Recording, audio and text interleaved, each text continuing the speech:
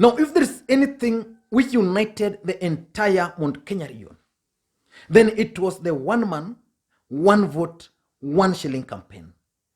It united the region to an extent that if anybody arrived into the country yesterday, he would have imagined that the revenue allocation formula, which was being debated at the Senate, was only going to help or to benefit the people from Mount Kenya region.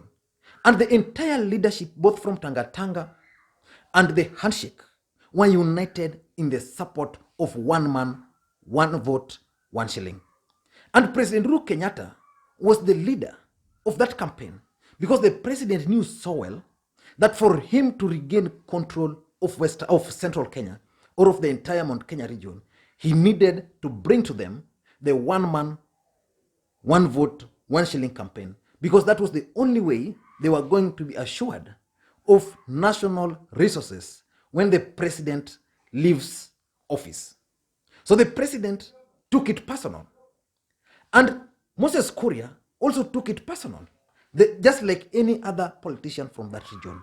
It was a popular campaign to an extent that at some point they were openly telling the rest of the country that if you want our support, you must support the one man, one vote, 1 shilling campaign. And because of that, people like Raila Odinga, people like William Ruto found themselves at a fix because they didn't know what to do. And because in the entire Mount Kenya region, there's a huge voting bloc. But something tells me that Moses Kuria saw an opportunity. I've always told you guys on this platform that Moses Kuria is a shrewd politician. Although he makes a lot of noise, but Moses Kuria is a very shrewd politician. Something tells me Moses Kuria saw an opportunity to work with President Uhuru Kenyatta, an opportunity to mend fences with President Uhuru Kenyatta, because Uhuru Kenyatta took this campaign personal. He believed that by passing the bill, the central Kenya region was going to support it. By passing that bill, he believed that central Kenya was going to pass the Building Bridges initiative. And that's why the president was keen on passing of that bill. But now he has failed. And despite the fact that the president has failed, he has failed with his people. His people now view him differently. They view him as someone who means well for the region. And Moses Kuria is not being left out. Moses Kuria still wants to be the face of the one man, one vote, 1 shilling campaign. But what was his real mission, Moses Kuria? I strongly believe that Moses Kuria was looking at an opportunity to dump the Deputy President William Samoei Ruto so as to come back and join President Uhuru Kenyatta. Why am I saying so?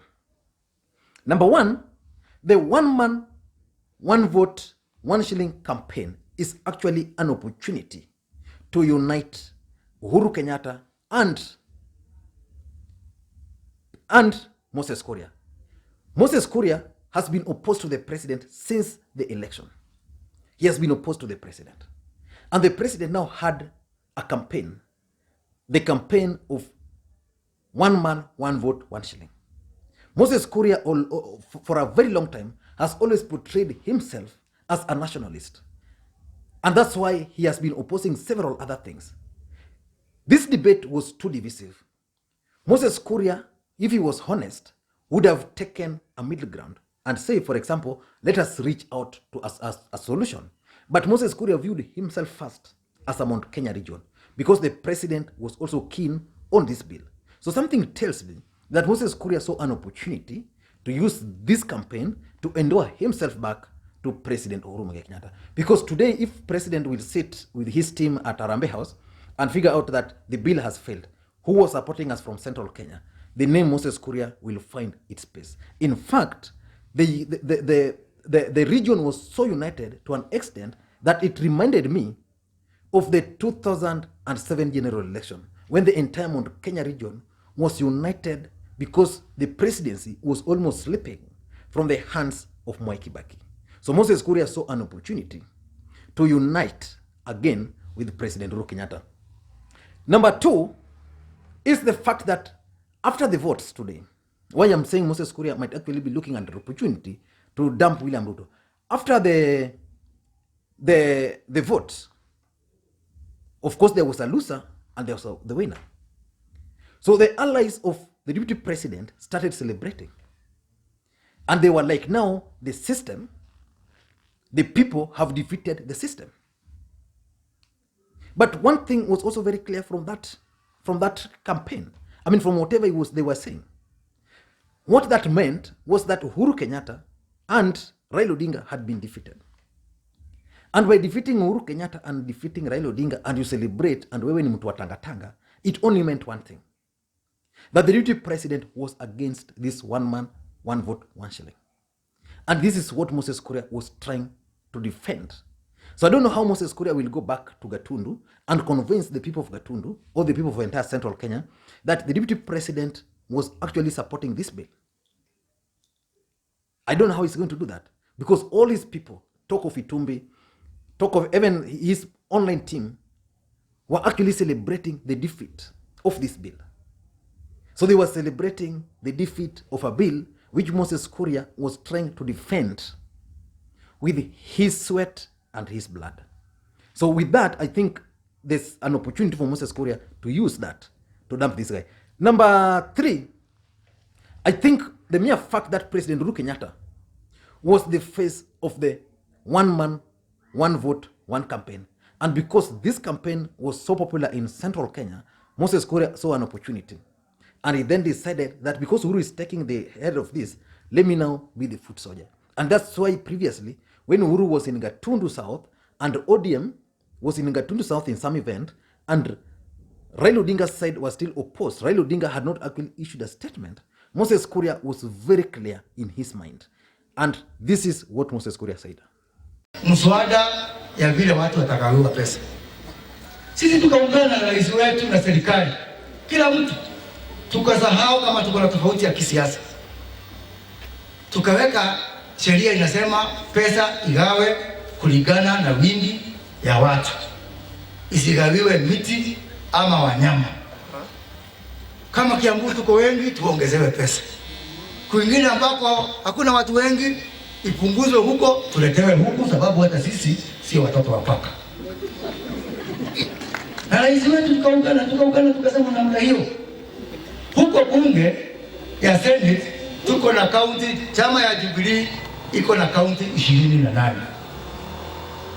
Kupitisha hii mswada ilikuwa inahitaji kaunti 24. Kwa hivyo tulikuwa sawa tukapitisha.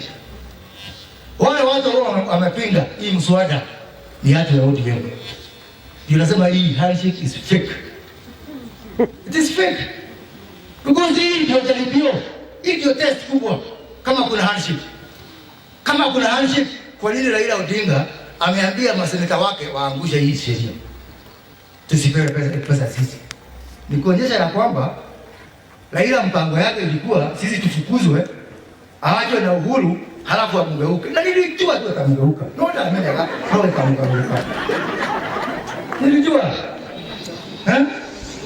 Sababu kama kuna proof kama hadi kitafanya kazi, ingekuwa hii sheria ya revenue share. Lakini sasa ameambia Orengo, ameambia yule Malala wa Kakamega, ameambia watu yake wote ya kwamba hii sheria iangushwe. Na kama rais angekaa na sisi tu watu yake, hata kama ataendea wengine angekaa na sisi, sababu sisi ndio tunampenda kwa roho.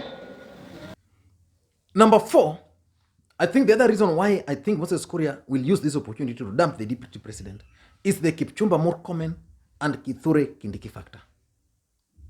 Kipchumba Murkomen's county was actually gaining. Kipchumba Murkomen is one of the close allies, very close allies of the deputy president William Samoei Ruto. You can't compare Kipchumba Murkomen, who voted no, for example, to Cherargai, who voted yes. Anybody would tell you that where Kipchumba Murkomen voted, Kipchumba Murkomen vote, no vote, is equal to William Ruto's no vote. So which means William Ruto played politics. He sent some of his team from Rift Valley who are gaining to go there and vote yes and make noise there. While on the other side, he sent his key ally, Kipchumba Murkomen, who was also gaining, by the way, to go the other side and vote a no. The next guy is Professor Kithure Kindiki. Of course, Professor Kithure Kindiki is one of the close allies of the deputy president. And you can understand him, personally understood him, because Kithure Kindiki's constituency, county, was actually losing billions. They were losing by around 300 million. And Meru County, which is neighboring county, was gaining more. So Kithure Kindiki had just the right to stop. To vote no. But the mere fact that Kithure Kindiki, who is a close ally of the deputy president, and Kipchumba Murkomen, who is a very close ally of the deputy president, these are the guys who wrote the Jubilee coalition agreement on behalf of the deputy president when he was entering into a coalition agreement with President Uhuru Kenyatta. So it was clear from the onset that the deputy president used these people to send his message or to appeal to the rest of the country who are actually opposed to this bill. And lastly, was the statement by the deputy president which he issued a day to the vote. And in that statement, the deputy president talked about a win-win situation.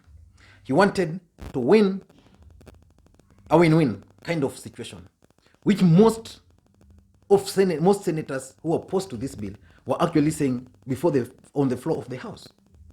So when the deputy president said a win-win situation, what message was it sending to Moses Kuria? Because Moses Kuria would have expected the deputy president to stand firm with the people of central Kenya, with the people who are going to benefit.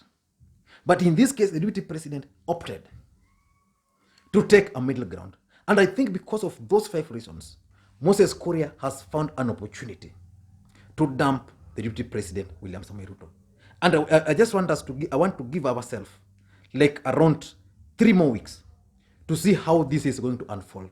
Because I'm very sure and 100% sure that this opportunity which Moses Kuria found to work with the president, he's not going to let it go. Moses Kuria is not going to leave that opportunity go. Even someone like Susan Kihika, who was opposed to the president, you saw how Susan Kihika was very vocal in trying to appeal to the Mount Kenya region. And now that the bill failed, what message is someone like Susan Kihika going to tell the people of Nakuru? Is he going to tell them that Uhuru Kenyatta failed and Raila failed? Because initially, that was the message. They wanted to prove to the president that without their support, the president cannot succeed, that Raila Odinga didn't really mean well. But now they have the opportunity to prove to the president that as much as wewe ni wa huku, we can still vote for you. And if you looked at the number of votes, someone shared them.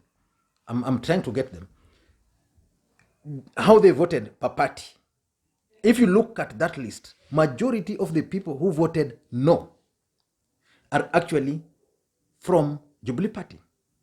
ODM had around 7 only, I think. So I don't know what you think. But from where I am, Moses Kuria is going to use the opportunity to cement his relationship with President Uhuru Kenyatta. Let me know your thoughts. And if you're watching this video for the first time, please, I want you to take a second or 2 and click the subscribe button so that next time we produce a video like this, you get notified. And to the subscribers, I want to continue thanking you for your continued support. Without that support, this channel cannot be where it is today. Thank you guys, and please, may you have a good day.